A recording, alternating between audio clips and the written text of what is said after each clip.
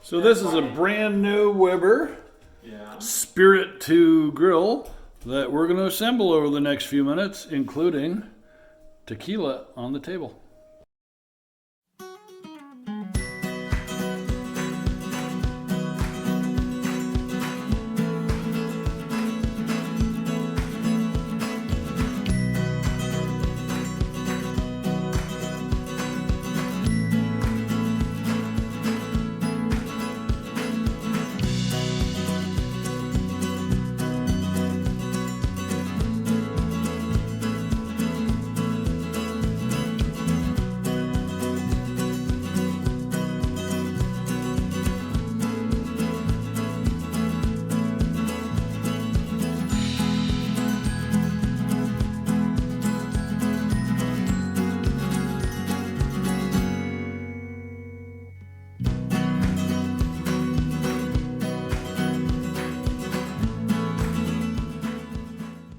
Here you see the product of our work, a wonderful Weber Spirit 2 grill.